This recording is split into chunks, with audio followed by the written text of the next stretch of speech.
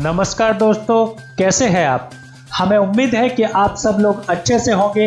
हमेशा की तरह एक बार फिर से एक ऐसे विषय के साथ आए हैं हम, जो आपके लिए काफ़ी मददगार साबित होगा।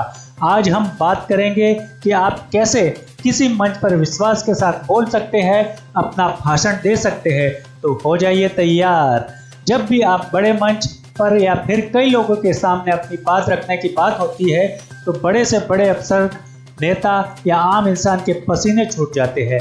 मंच पर जाते ही सांस फूलना, पसीना आना, घबराहट होना, ये सब इसलिए होता है क्योंकि हमारे अंदर उतना आत्मविश्वास नहीं है कि हम वहां जाकर बोल सके, और इस कारण हम और पिछड़ जाते हैं। लेकिन अगर आपको भी बड़े मंच पर यह सब महसूस होता है, तो हमारा आज का विषय आपके लिए बहुत सहायक होगा। हम आपको बताएंगे कि कैसे आप इनसे पार पा सकते हैं, कैसे आप घबराहट, सांस फूलने को बदल सकते हैं। तो आइए जानते हैं इन्हीं उपायों के बारे में। सबसे पहला, खुद पर विश्वास रखें। ये बहुत जरूरी है। किसी भी बड़े कार्य के लिए खुद पर विश्वास रखना जरूरी होता है। लोग अक्सर कहते हैं कि हमसे नहीं होगा, इसे बदलने की जरूरत है। ये सोचना छोड़ दीजिए कि हमसे नहीं होगा। धरती पर कोई भी ऐसा काम नहीं है जिसे इंसान नहीं कर सकता। इसलिए हमेशा सकारात्मक सोचिए और खुद से कहिए कि मैं इसे जरूर करूंगा, मैं ये करके ही रहूंगा। इससे आप में विश्वास जगेगा और खुद ब खुद उस कार्य को करने के लिए आपके अंदर विश्वास बढ़ेगा और एक अलग ही शक्ति का आभास होगा। जब आप किसी भी मंच पर जाए, चाहे वो बड़ा मंच हो या छोटा हो, खुद को दर्शकों के सामने पेश करते समय चेहरे पर मुस्कान और आत्मविश्वास रखें। अपने मन में नकारात्मकता ना लाएं। आपका विश्वास ही आपकी प्रमुख शक्ति है।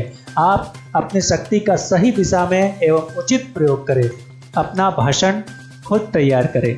अक्सर देखा जाता है कि लोग बड़े मंच पर बोलने से पहले किसी लेखक से भाषण लिखवा लेते हैं और फिर उसे मंच पर बोलने के लिए उपयोग करते हैं, जो कि बिल्कुल गलत है।